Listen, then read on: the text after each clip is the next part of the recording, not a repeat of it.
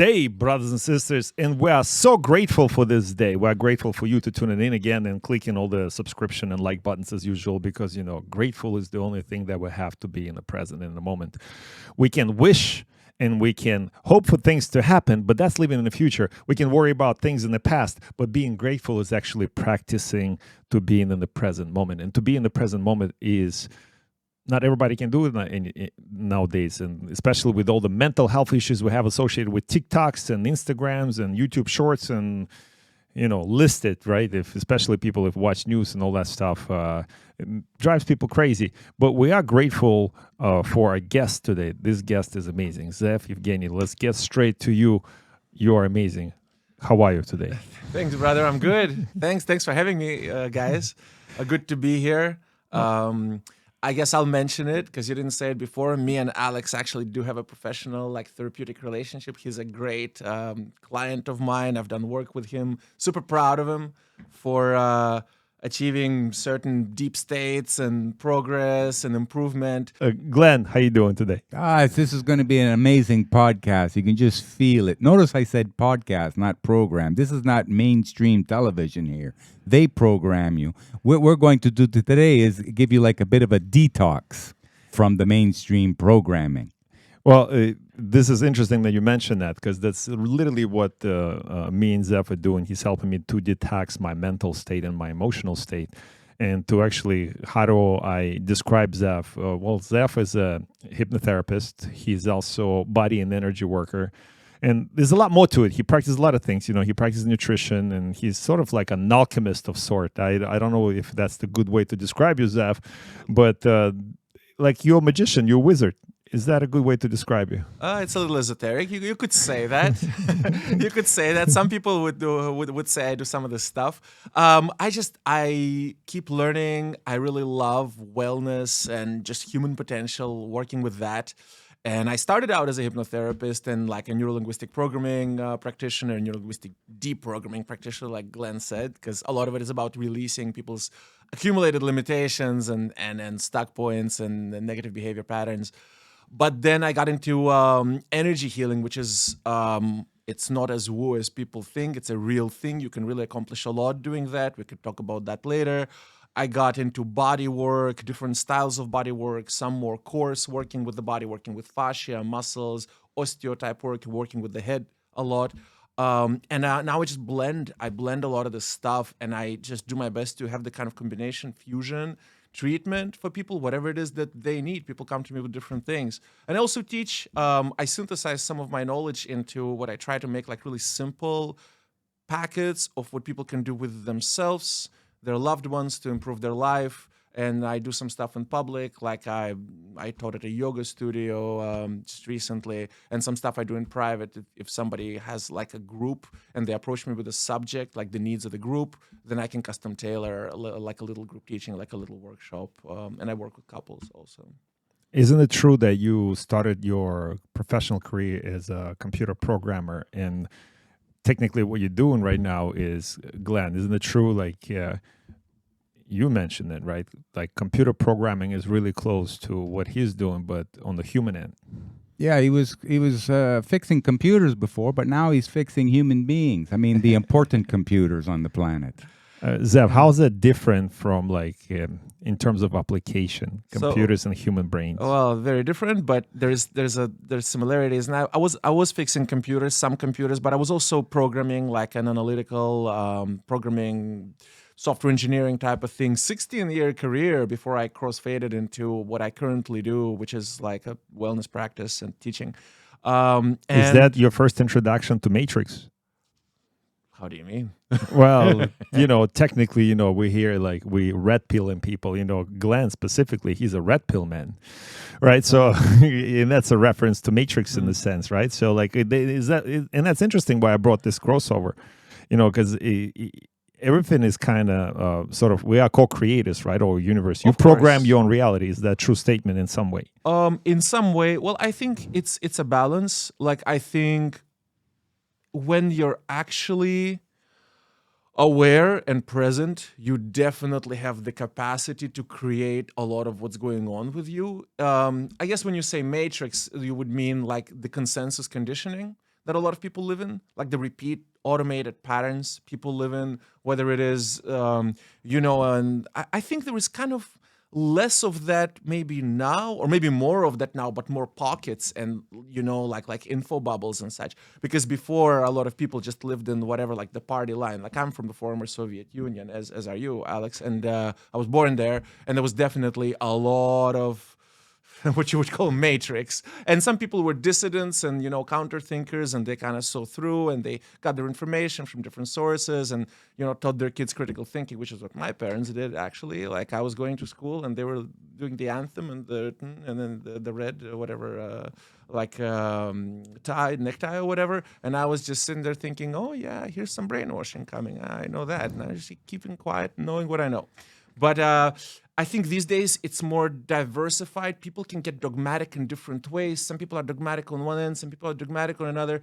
And what I try to do for people is actually restore, if they've lost touch with it, restore their discernment faculty and being in touch with actually their truth, whatever that may be at the time, their own internal harmony, right? Capacity to feel more than just whatever is. And on the topic of similarity between computer and mind, there is an area of mind, this kind of like more logic, consecutive, linear thinking that is a little similar. It's algorithmically working. It's still a lot more organic than computers are, but it bears some similarities, and that's where some of my background as a programmer comes in, because I can see when people are running algorithms, and I can see when people are running loops, and some of these loops don't serve them. Like you can have a useful loop, like I brush my teeth in the morning, that's a useful habit, that's a useful loop, I don't have to think about it. What if somebody's running a loop, life sucks, and they're just running as a loop, life sucks. Everywhere they look, life sucks, or the loop is like, I'm not worthy, common, or something.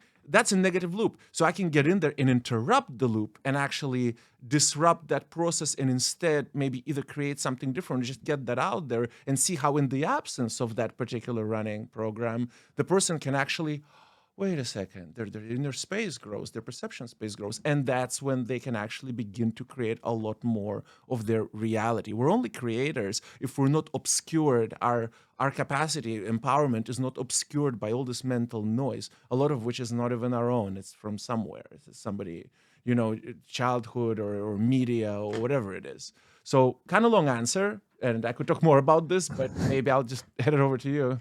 Well, it's interesting that you brought up discernment. That this is really like the underlining message of this program that we always, not program, the show, podcast, because we're not here to program anyone. We're here to show all the sides and how we perceive them, and maybe it gives you an insight. And then, Glenn, what's up with discernment today? Well, he talked about people going through a hard time called the loop. I call that a death wish almost. Mm. There's a spider sitting on the camera, Glenn. I was looking at that before. Yeah. Come here, buddy. Okay. Did it fell off? Yeah. it's Okay. Down. All right, I'll cut this. What minute is that? Hold on a second. 9:20, 9:30. Okay. And you were talking about the matrix and the programming. Well, we have Hollywood, and we also have the education system, indoctrination system. So, of course, we have to discern the difference between reality and people's perception of reality. We're going to have the red pill people. But what you also do is you help them to get rid of this toxic thinking. Yeah. To embrace the new way and the better way of feeling, the better way of living. That's right. And I think that a lot of people, in fact, most people, absolute majority of people, unless somebody is in deep, like, chemical depression where they're just not producing neurotransmitters, and that's rare. It's actually fairly rare.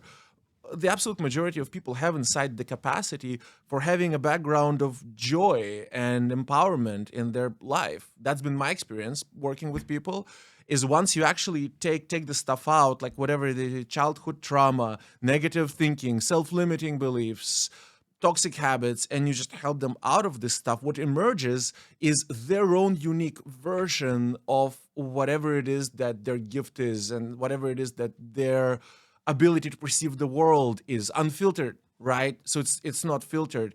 And there is always a joy available. Now, everybody dealt different cards in life. Everybody's situation is a little different, but you can always start where you are, right? And you can just do whatever it is that you can and just build from there. So somebody who's been walking around with this heavy mental process, this kind of dark thing, and that goes, and for a while they might be a little disoriented. It's like, oh, wow, the world is fresh for the first time, right?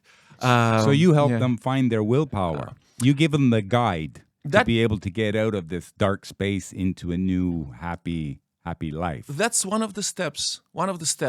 Because you're not even like, you could try to use all willpower you want, but if you don't have clarity of vision, you use your willpower to run into walls. Somebody might be very willful, but all they see is this reality tunnel that is not helpful to them. So they continue perpetuating the suffering sense of self that's running in their mind. So the first step is to clean up.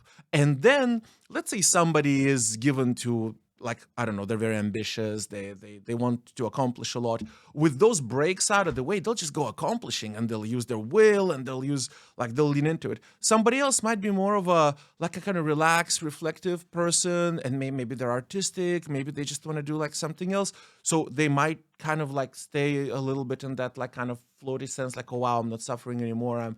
They'll wait. And then something will come to them, inspiration will come to them, and they'll just start creating, or they'll start doing something, or they'll discover a talent, right? So on your like schematic plan, you have to make it bespoke for every individual. It has to be separate. You have to learn about them, and then you emulate the plan for them, the most effective way to get to the happy being state. Yes.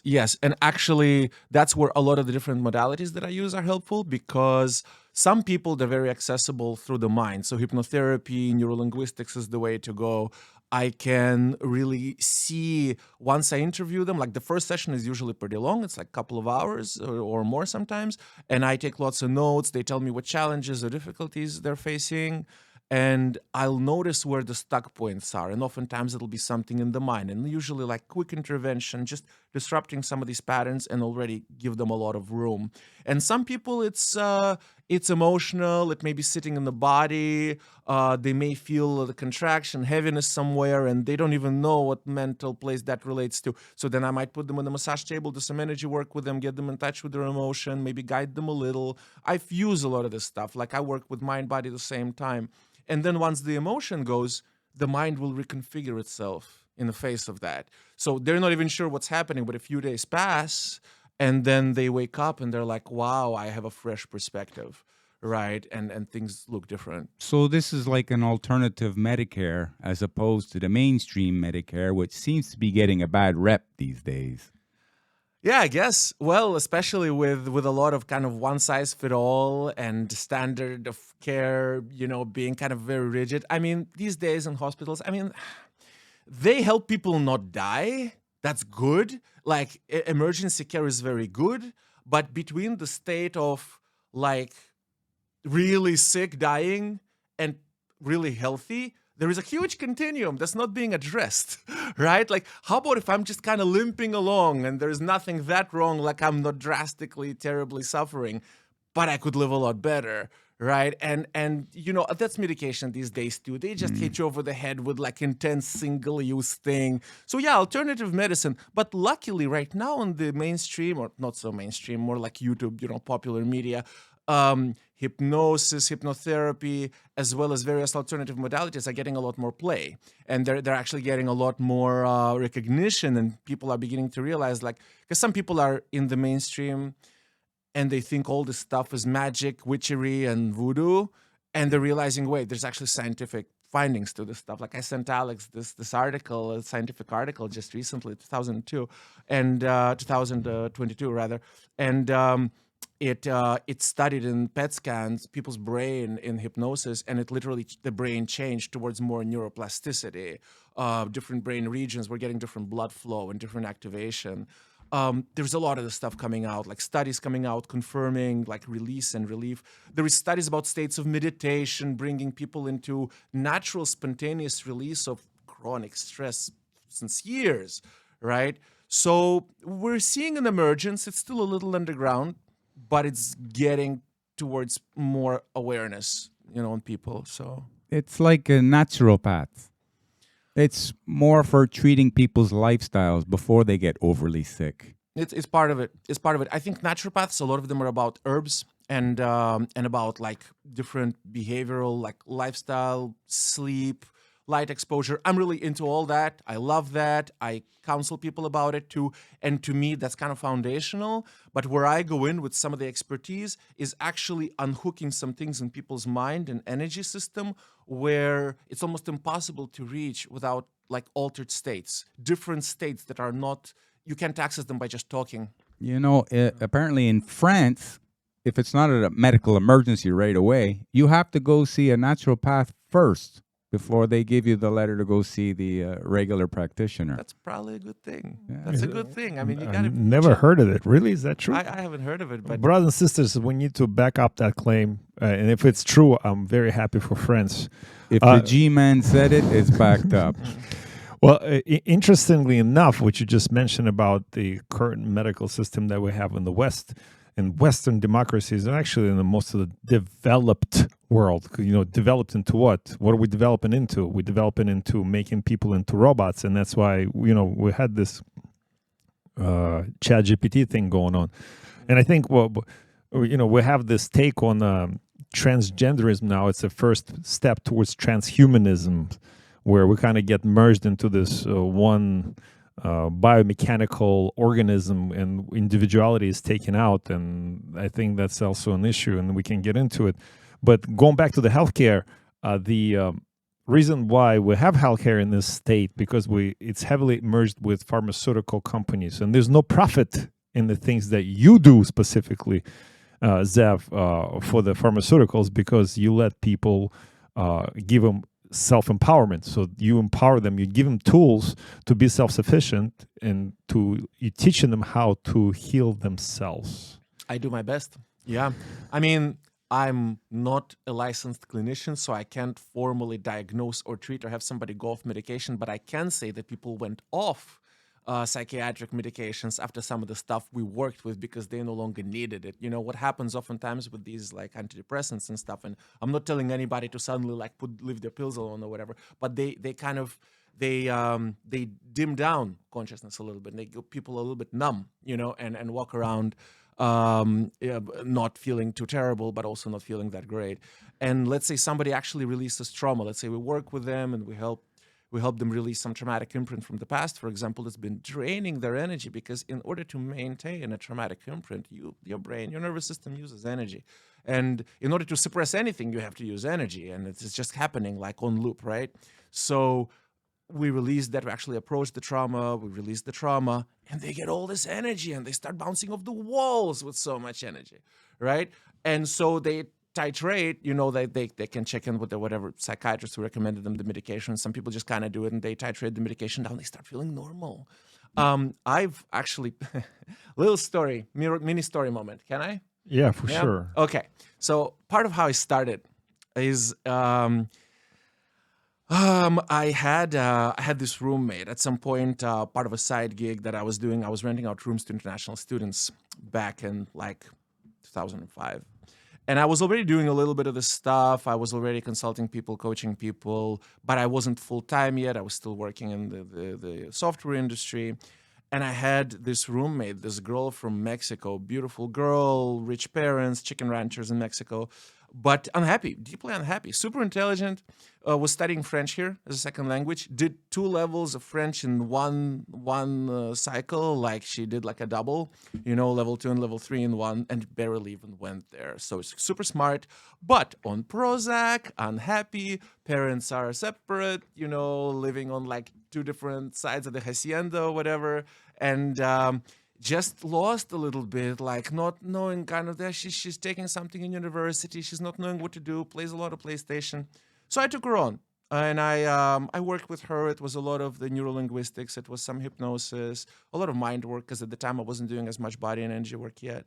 And we made good progress, and she goes back to Mexico, and a month later, she sends me this email, and it's like, wow, like what we did really took. I changed my major in school. I've reestablished a good relationship with my parents. And guess what? I'm off the medication completely.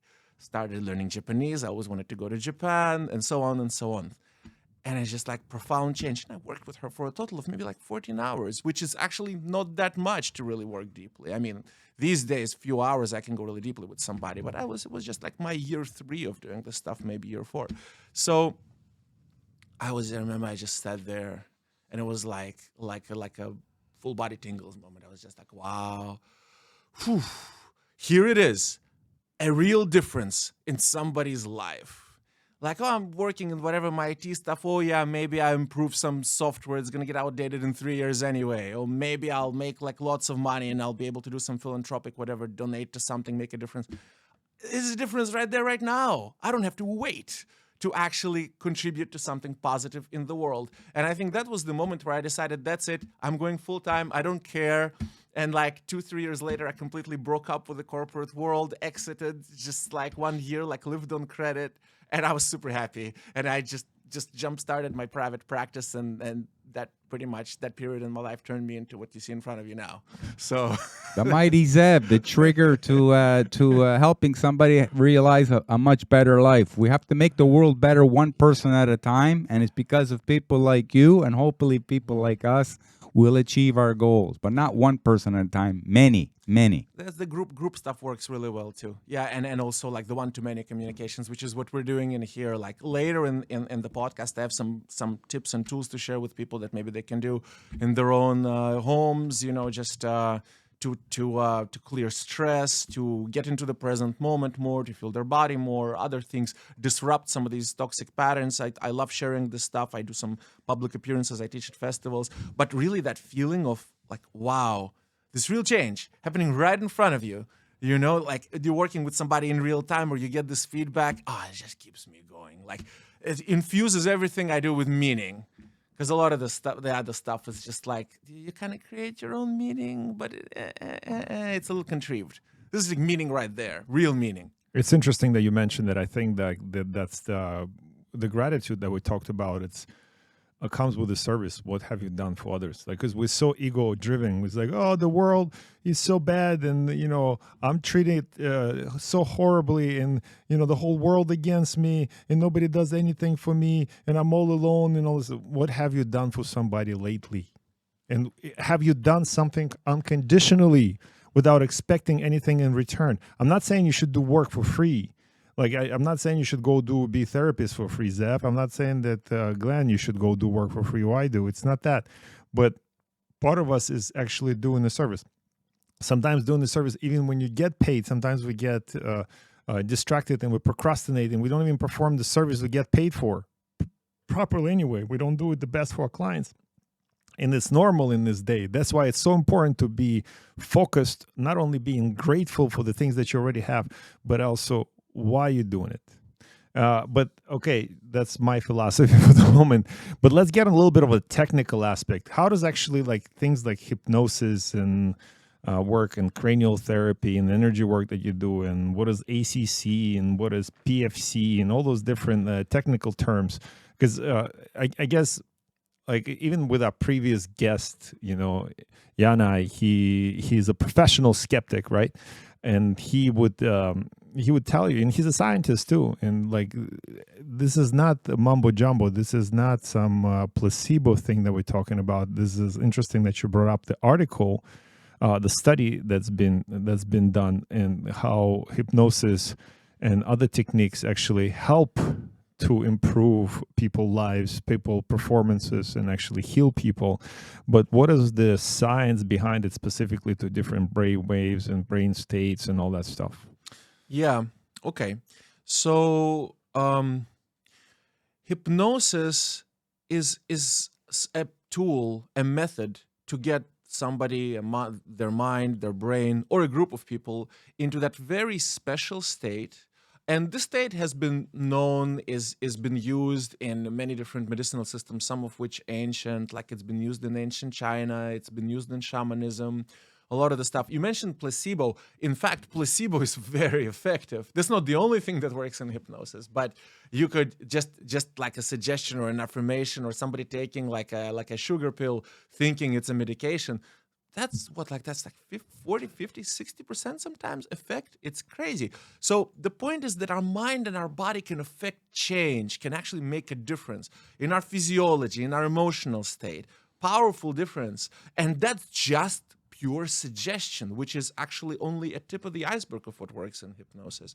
Now, PFC is prefrontal cortex in the brain. ACC is anterior singular cortex. And the interesting thing from the 2022 study that I mentioned is that they actually, for the first time, I think, used PET scan to observe the brain in hypnosis and the cerebral blood flow and the brain activity.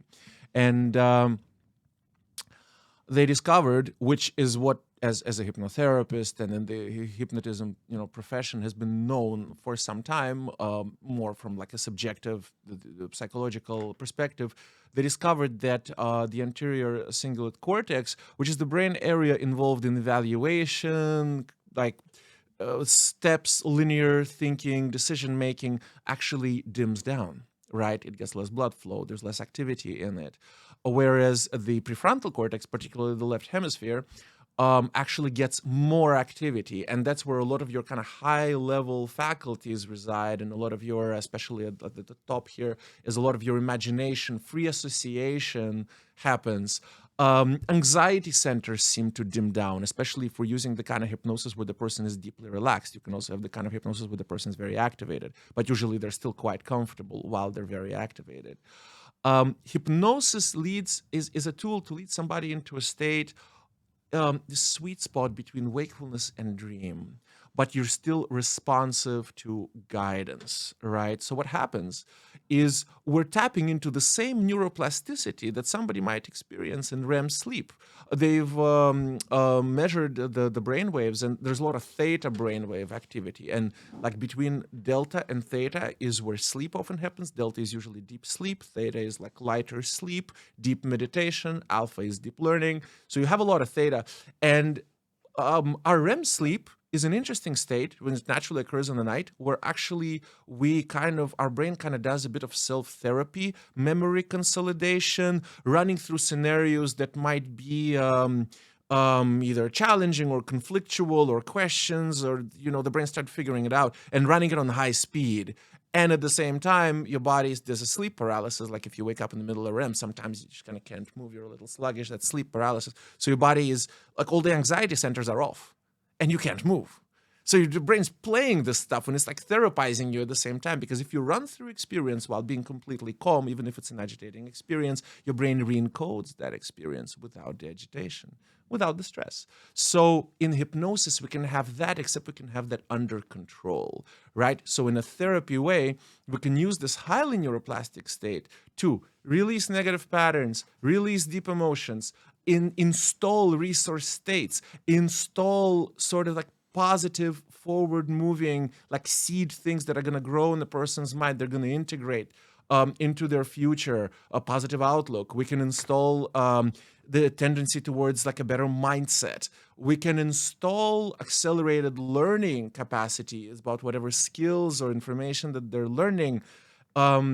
And we can actually do some stuff that's very out there, like transcendental, like get them in touch with their expanded mind. We were talking about conditioning, and we're talking about, this kind of sense of self that's very, very limited. You can get people beyond their limited sense of self. You can actually get people beyond their conditioning, because some of these evaluation circuits that keep you moving on the same track that you've been moving on before, they're kind of off. Or you could turn them off when they're semi-off. And part of the art is keeping the person in that state. Because sometimes you'll see somebody in hypnosis almost like sleeping, like snoring, and you can just bring them up a little bit so they're responsive if we're doing like a process where they need to interact with you. Or if they're too like high up, you can relax them a little deeper. And part of the art is keeping them in that state. And another thing we can do is more control over the body. So if somebody's in chronic pain, we can dim down or actually turn off their pain. and we can activate certain capacities of the body that are otherwise not available, like the kind of fight or flight super strength that some of the podcast clips I've shown you were where the guy what was his name? The Eddie Hall, Eddie well, Hall strongest man was in the able to world. lift half a ton deadlift, deadlift. 1,100 pounds. Yeah, I think he actually pressed it. Okay, No, let's No, watch lifted deadlift, it. Okay, yeah. deadlift. Let's watch that. Yeah. Why are we talking about that? Can I just have one question? Yeah. Are some people ineligible or incapable of being hypnotized? So you have across the population maybe this kind of distribution approximately where like 25-30% of people are pretty hypnotizable. They go into trance really easily. In between, maybe like 40-50% are sort of hypnotizable. And then you have the other 20-25%. It's not that they're not hypnotizable, but their anterior cingulate cortex is more resistant. It's more active. Usually they're kind of like the diehard skeptic, questioning, and they maybe have the advantage of kind of keeping more like whatever the control they do have in the moment, like staying more in their existing like mental sandbox, but they have the disadvantage of not being able to go out of it much, right? And there's like rigidity there. However, these people are still accessible by other means. I can work with most people, right? So people who are more susceptible to like the deep hypnosis, you can make deeper changes, you can make them more easily and more quickly. And you can elicit kind of superpowers from them more easily and more quickly, like all the full system capacity, right? Whereas people who are more on that like unlucky 20%, you'd work with them more slowly. You'd frame things around. I kind of go to their belief system, and I can work from within it, and I talk their language to them, and maybe I'll put them on the massage table, and I get into their body because through the body you can bypass most mind. And So you'd have a rough time with somebody like the G-Man. That's the top 1%. G-Man. It's Glenn. Glenn, you're the G-Man. You're the G-Man. I'm sure. Actually, okay, let's do this before you play the video. So quick hypnotizability test, just physiological. So Glenn, I'm gonna have you do something. I'm gonna tell you what I'm gonna have you do, and then I'm gonna have you do it. So first I'm gonna tell you, right? So what you're gonna do is you're gonna close your eyes and keep your eyelids down, and then you're gonna try to look at the top of your head while keeping your eyelids closed. And by looking at your eyes, what they do at this time, I'm gonna be able to tell you with roughly but pretty accurately, like 60-80% certainty, how hypnotizable you would be. This is the Spiegel test, right? The Spiegel. Okay. So just a question though. Am I looking from a third person down at the top of my from head, within, or just from physically. within? So it's not an imagination exercise. It's a physical exercise. So right? close Like my you eyes and- close your eyes And focus on the top of and my then you head. kind of roll your eyes up as if you're looking at the top of your head. And I'm going to watch your eyelids and your eyes, and I'm going to see what they do, and then I'm going to explain how I'm telling. So you can go ahead and do Right, that but they if you won't want. move. My eyes won't move. So try it anyway. Why don't you try it? Right. You close your eyelids, and I'd like you to relax your eyelids, right? Relax your eyelids and kind of let them be like nice and comfortable and heavy and relaxed. And then inside your eyelids, I'd like you to start. Maybe first you could look towards inside of your forehead, right, with your eyes, and then you can look like a little higher up, and then you look a little higher up. Maybe you can imagine you're looking at the ceiling inside, and like really try and look up at the ceiling. Right, so your eyes, they're moving a little and they're not moving much. Right, okay, so you're back. Yeah, so you're like closer to the less hypnotizable percentage, because what happens actually is people who are able to roll their eyes and you pretty much see the white of their eye, Yeah. oftentimes that's activating your associative cortex like at the top of the head.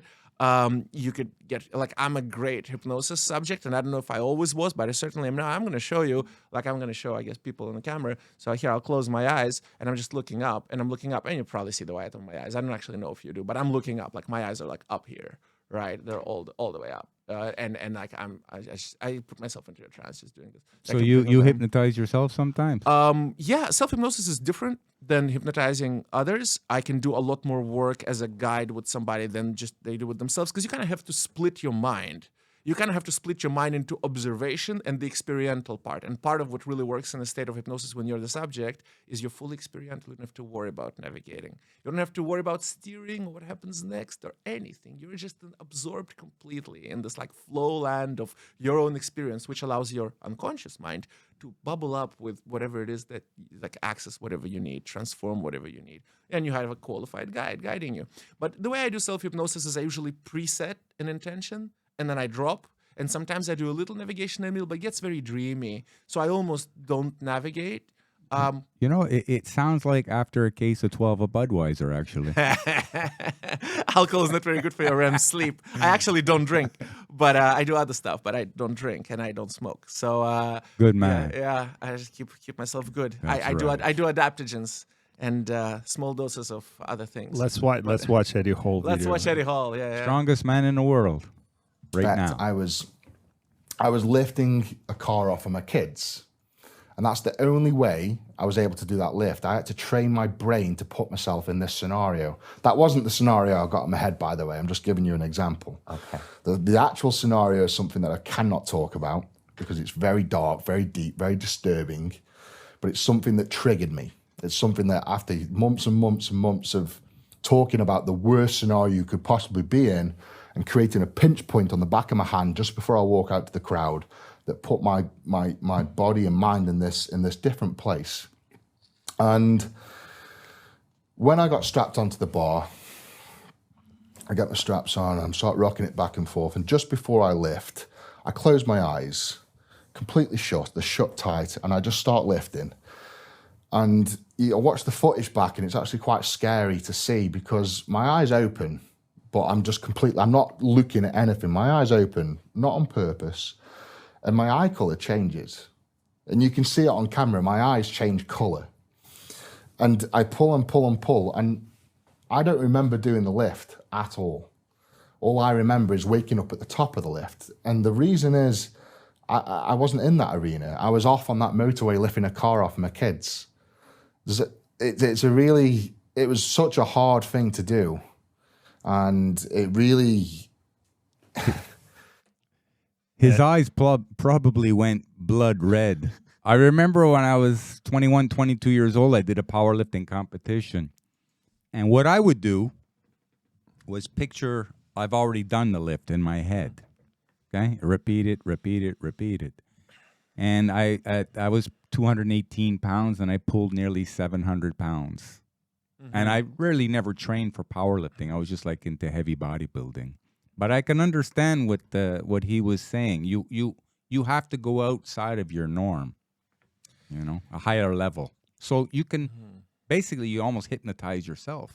It's a willpower to say, I can. In fact, I'm already doing it.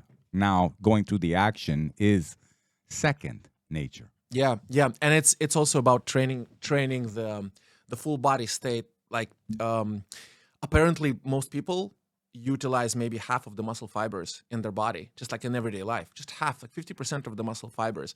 You train a lot, you'll utilize more muscle fibers, but you're still not mobilizing everything. Whereas like a scrawny little woman, if it's like a car fell on her kid, she'll utilize 100% of her muscle fibers. And if she's capable at all, she's gonna like lift that car just long enough to get the kid out, right? So it's a hyper response. So two things are working here. One is you're aligning yourself towards the action. You imagine the perfect lift, like the basketball player imagines, the perfect hoop. And you're training. Actually, there's been some research. I don't remember off the cuff, like who did the research. It might have been Stanford, but there were three groups, and one group was only training physically, and one group was training only in their mind, just imagining, and one group was training 1/3 of the time physically and 2/3 in their mind. And that group that was training 1/3 just physically doing whatever, playing, might have been tennis, might have been basketball, and 2/3 just in their mind, actually superseded by far people who were only training physically. And I think that might have been because they were in their mind training for the perfect game. They were actually doing it perfectly and feeding it back to the nervous system and feeding it back to their body. So the physical kept improving. So that was just the 70-30 seemed to have been the perfect ratio with virtual training and physical training. Very interesting. Yeah. Well, Big man, let's hear what the one of the greatest, if not the greatest, heavyweight boxing champion the world has ever saw. Well, let's see what he said. Yeah. Never felt like that before. It was like taking a big drug like Lucy, just boom, it felt like you're the man. Then everybody's telling you you're great, Yeah. you know. For the first time in your life. Never understood that. And you know what else Custom Model used to do with me? He used to take me to a hypnotist. He was a hypnotist as well. Yeah, and I used to go into the hypnotist motions. What kind of shit do they make you do? You know, How they do it? you relax, you go under, you totally focus on blackness, nothingness. Right. And you go under and just being this savage, intelligent animal, just working. You're going to do this. You're going to be a ferocious animal. You're going to fight, punch both hands to the body. You'll use your jab. You're going to do this in ferocious fashion. And they seeked all that in me as I was younger. And you were like 12, 13 years old? Yeah. Wow. So they're putting you under and just teaching you that mindset. Yeah. Well, isn't it what you just said? This is proves the fact that like the greatest people, performers, they didn't just it's not just enough to go to the gym. You actually utilize a lot more than just going to the Yeah. gym and training. Like Altered states, high performance states, flow states. And I mean, he was hypnotized, he was saying, when he was 12, 13 years old. So his brain is still growing, still forming. He's already super neuroplastic. Kids are super neuroplastic. And he came out of the slums too. So I'm sure he was very motivated. And so you have high motivation. You have neuroplasticity, he's just that age. You have hypnosis, and you have, his coaches keep hammering it in. That's what you are. That's what you're. So you have this like massive sort of sense of self boost. Of course, he's probably utilizing his peak capacity. He's probably just been going on his peak capacity. That's how he became great. what about we talk about things like PTSD, post-traumatic stress disorder, right? And hypnosis is an amazing tool when it comes down to help you heal that. Yeah. I think people underestimate how many of us walking around with post-traumatic stress disorder. Some level of it. Yeah. Because even recent events, the whole COVID thing, and now people, if you turn on TV, you basically live in that state, right? Because if it's not the nuclear war, it's the economic collapse. If it's not economic collapse, it's some kind of ecological global warming scenario or something else. They constantly scare you. So a lot of people walking in constantly in this state of fear. And the triggers are everywhere, right? And makes perfect customers for things like psychotropic medication, right? Whatever it is. I guess.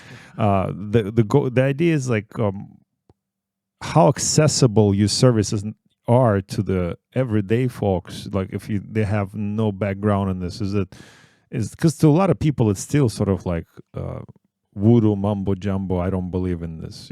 How do you address people? Like, do you need to be already open to something like this for this to work, or you can? And I know you answered that question previously, but there's a lot of non-believers nowadays. And like in my own personal practice, my own experience, I remember when I started practicing therapy, I realized, like you said, your personal practice comes from a variety of fields, and that's it becomes more intuitive in a way where, like, okay, I don't know what to apply, but I know the basics. And foundation is if you focus on the breath, if you focus on the state of mind, if you focus on an energy flow and stuff like this, you can get people sort of kind of to go along with what you suggesting to do it. And maybe some will observe the reaction of their bodies and of their minds, and they feel better. And maybe first step is not necessarily to reprogram them right away on the first time, on the first day, but to show them that they are susceptible to something like this. Is that a fair assessment? Yeah, a multi-layer question. So to me, the only important thing is the person's motivated. If they're motivated, I can work with them. If they're not motivated, why are they in my office? I'm pretty accessible. For first session, I charge a flat fee. If we need to take longer, that, we can take longer. So then depending on like whatever it is that they need, there may be follow-ups, longer work. I'm not cheap, but I'm not like incredibly expensive. There's way more expensive hypnotherapists than I am.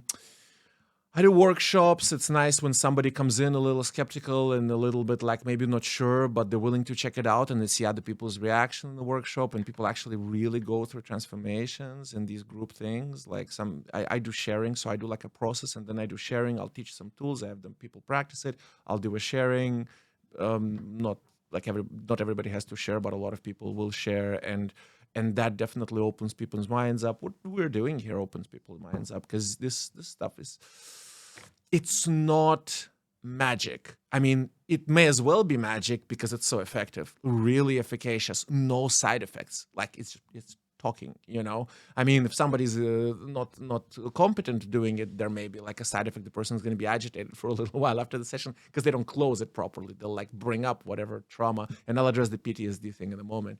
But and actually that happens in shows. That's kind of my one beef with shows. I have no problem with shows. They spread the word. They show people that something interesting and strange is happening, right? Which piques curiosity.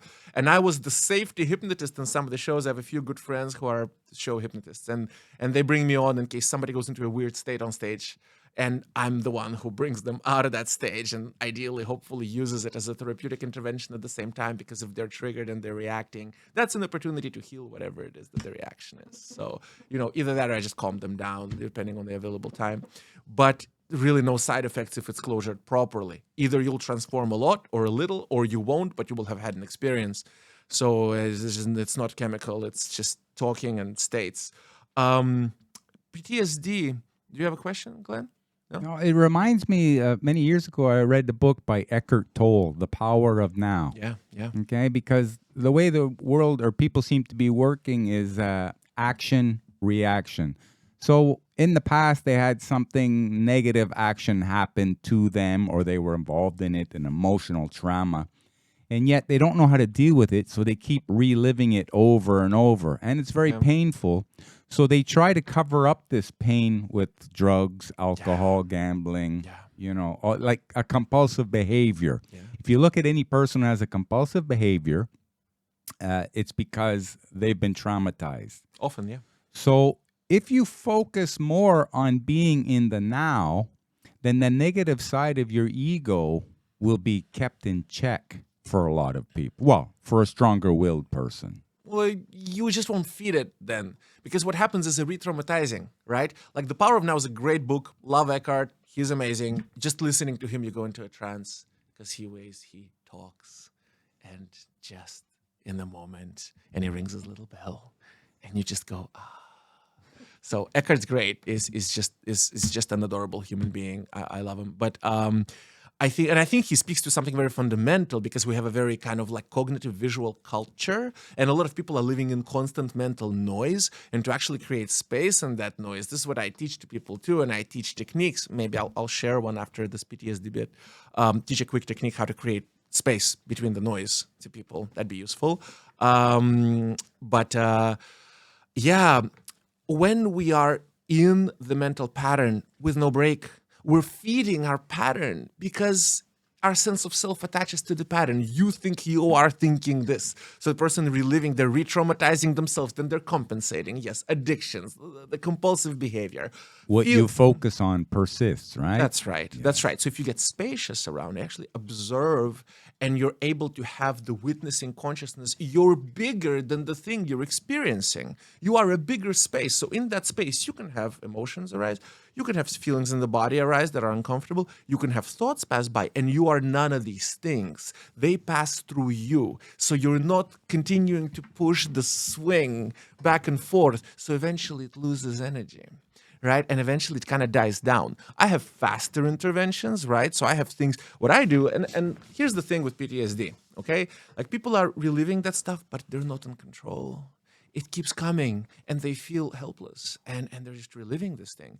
Oftentimes what happens in therapy is if you can relive this but be in control of it and actually have a background of safety and comfort, the experience will lose power, because you're accessing the same circuits that imprinted the experience, and you're accessing them in a different way. And our brain reshuffles memories all the time and re-encodes memories all the time. So the idea is, it's not that they're going to just forget it, put it out of their mind, bury it in the basement of the mind. They'll be able to remember it, but it's not going to have emotional content, right? It's not actually going to have all that anger, fear, trauma on it. So it might, with PTSD, like deep PTSD, it might take a few sessions. It might really, and a few people I've worked with a few cult escapees, like and it's a complex PTSD because it's recurring, right? So you have PTSD one event, intense event, and then they keep reliving it. And then they have complex PTSD, which is a recurring, slow build up, same kind of strife. Like somebody gets locked up in a room, they're alone, they're a kid, or they're traumatized, abused even,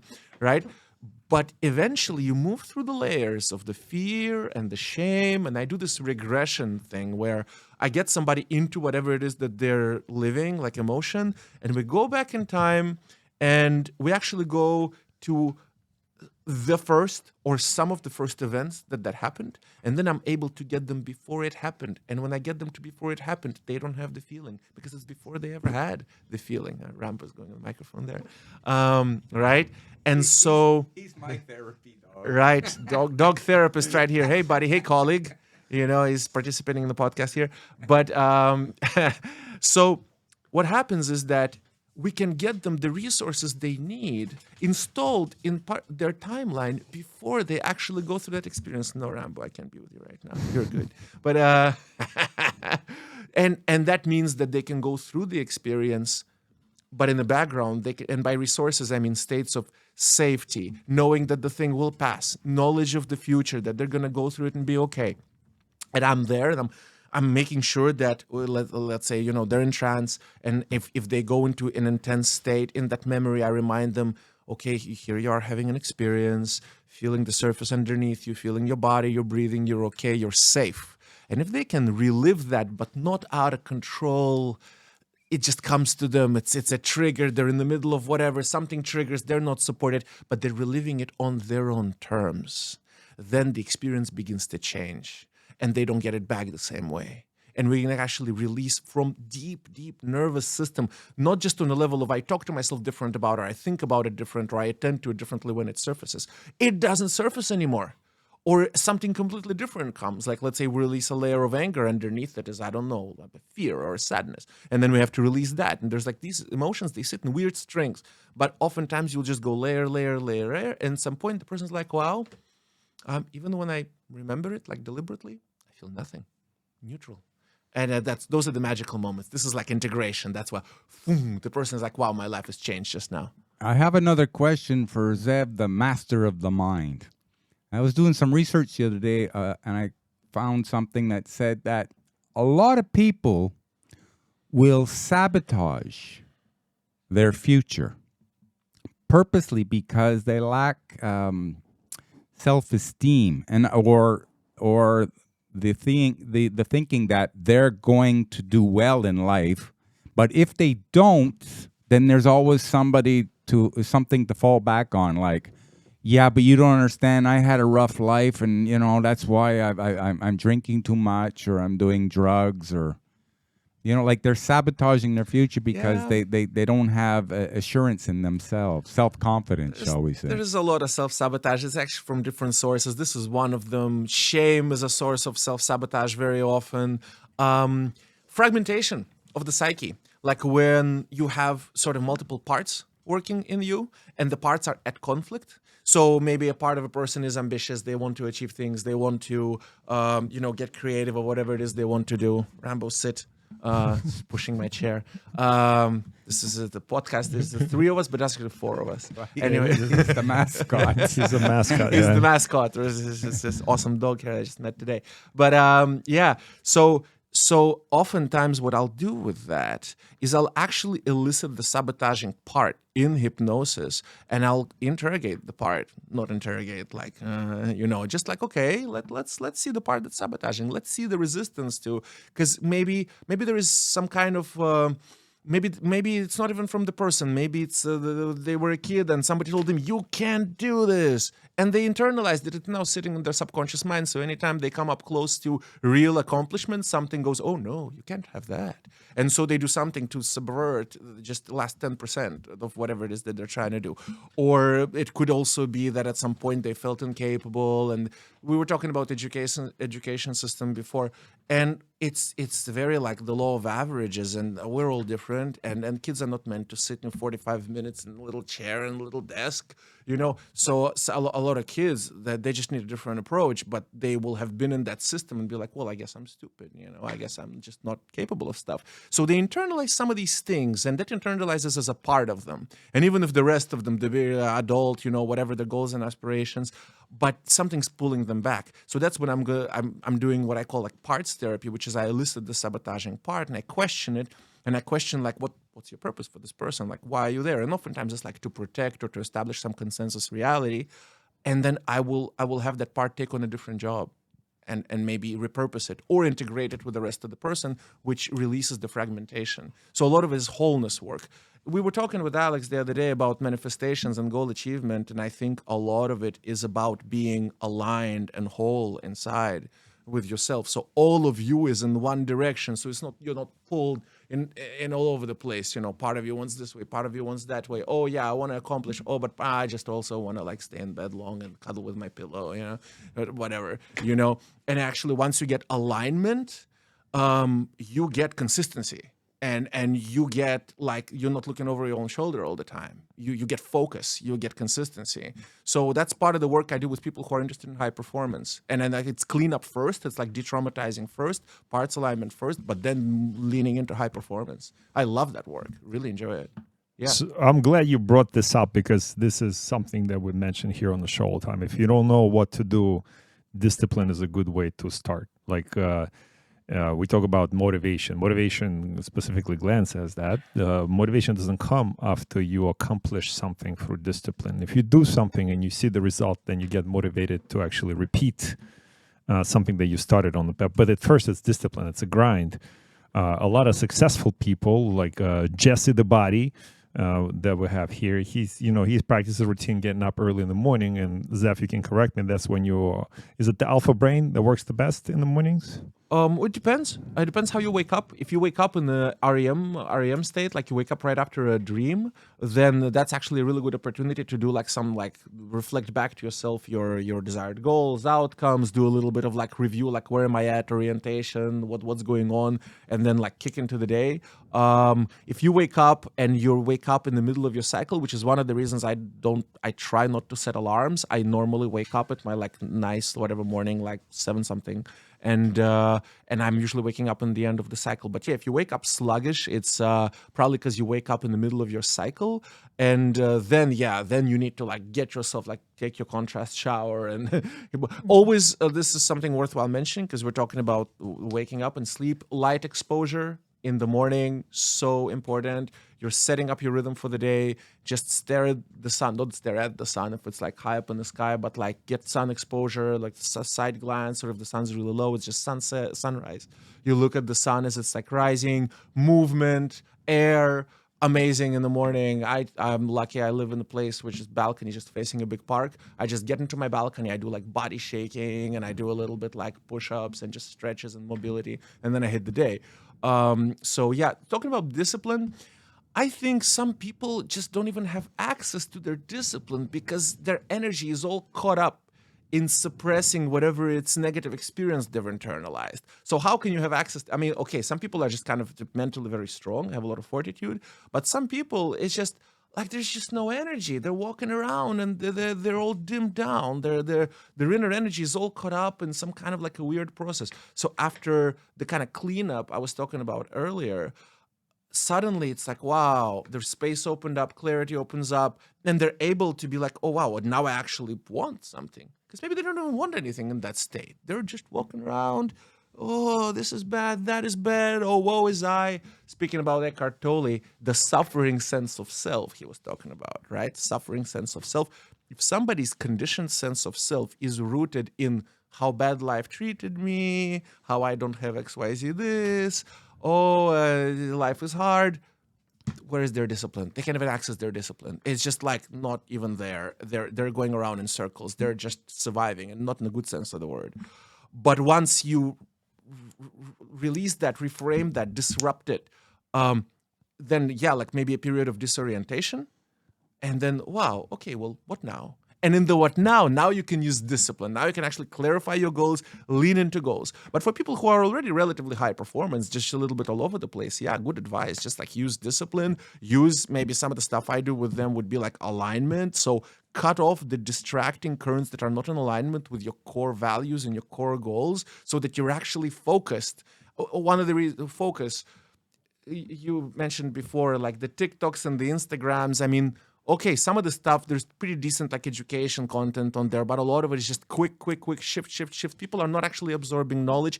It's a cheap dopamine ladder. It's just like mental masturbation. It's just like, you just look at the stuff and it like nothing's registering. It's just like next high stimulus thing. It's like the rat that's pressing the lever and not going to eat, So that's just no good. And I think it's a challenge now, especially for young people, to actually focus for any duration of time. So that's where some of this work too is helpful. Get them to get themselves in a state. Eddie Hall, right? Eddie Hall had a trigger on his hand. He would pinch his hand to get himself into this high-powered state. He mentioned that in that video. So his hypnotherapist probably actually gave him that trigger to get into this super mobilized state so he could lift that bar.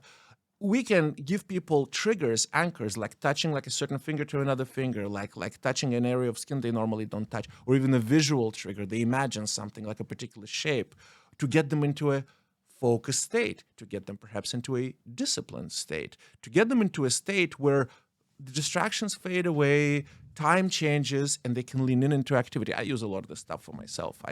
I have a whole system inside of various things that get me into like different power states that are helpful for performance. Another amazing question for you, because your answers are super amazing. Thank you.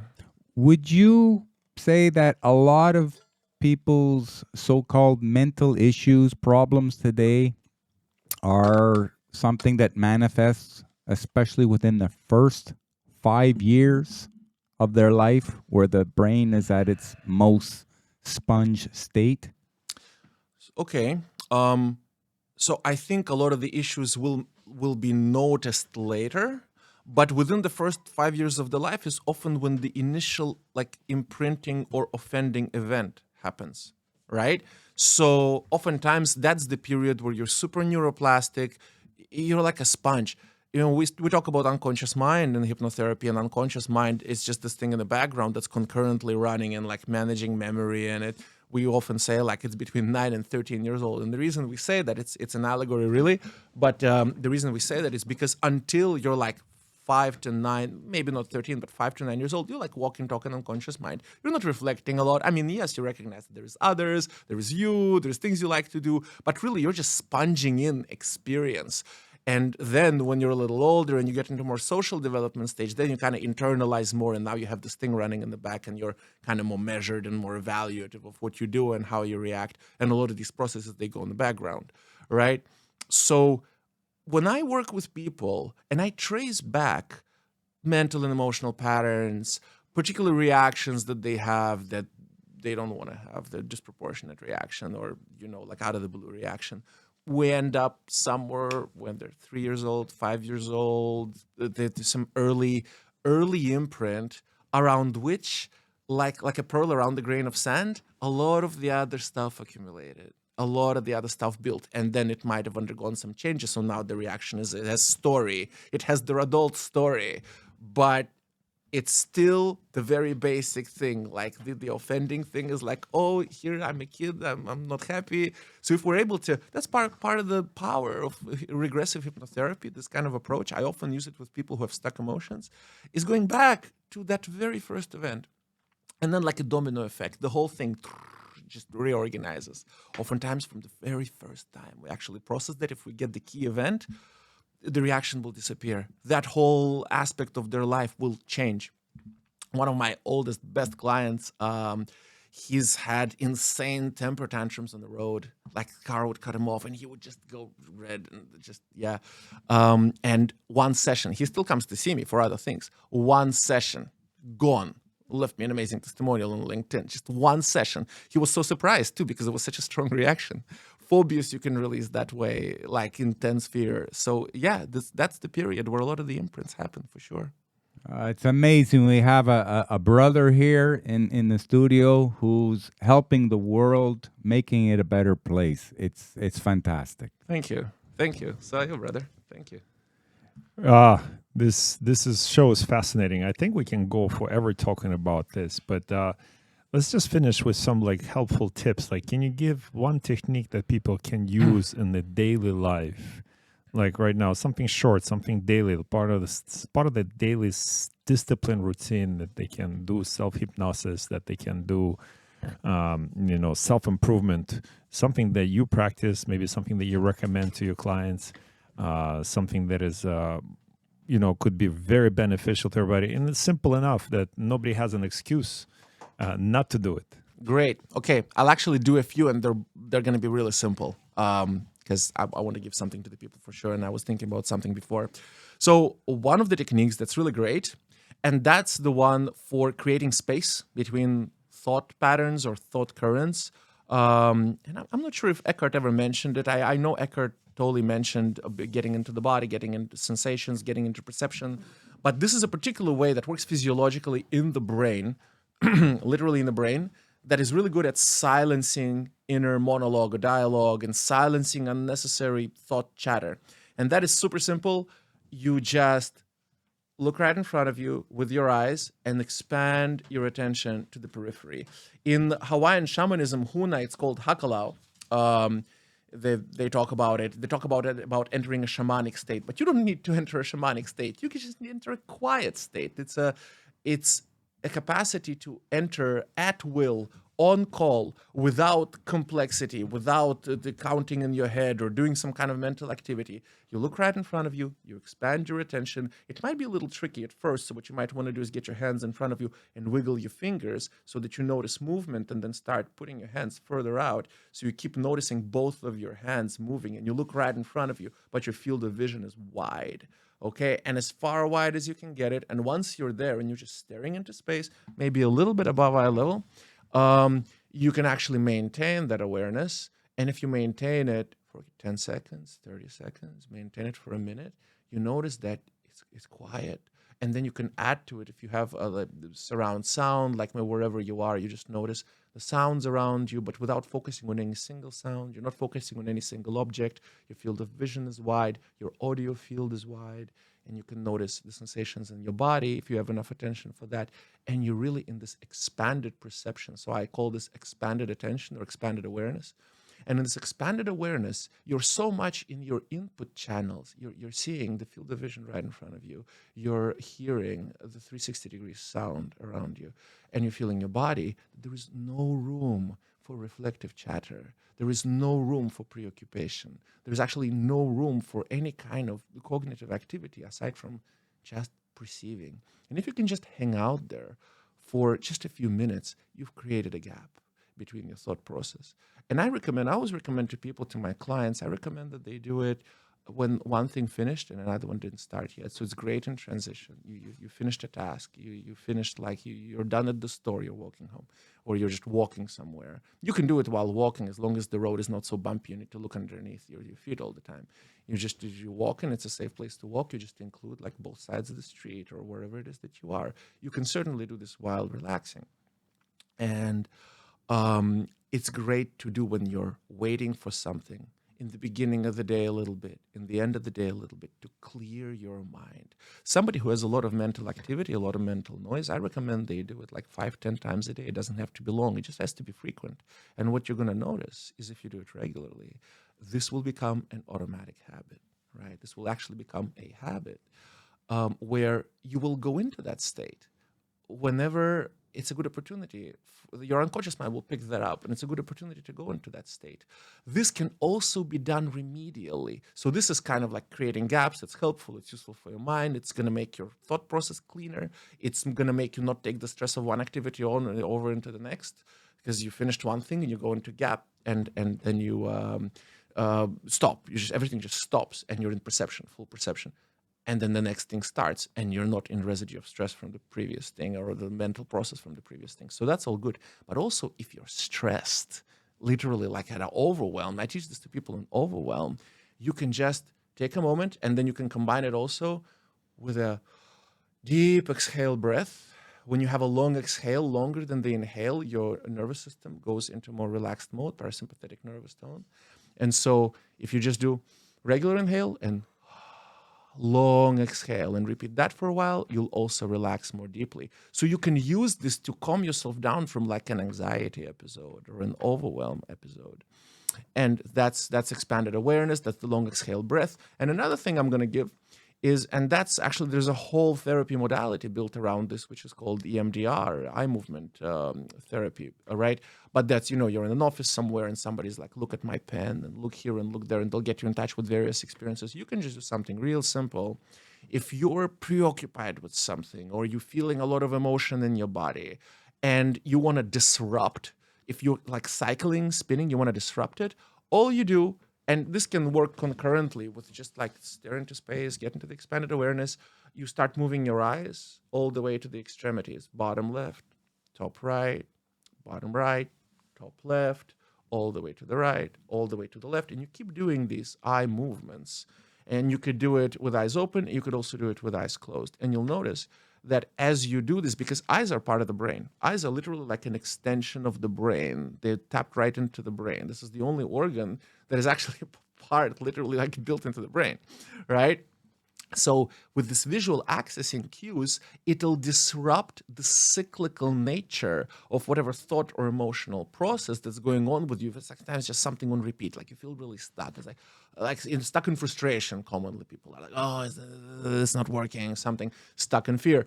And so when you move your eyes to the extreme fields of your vision, you're literally creating a different transmission in your brain, different neural pattern in your brain, which oftentimes, not always, but like 95% of the time, disrupts whatever it is that the brain is doing, or at least it can loosen it.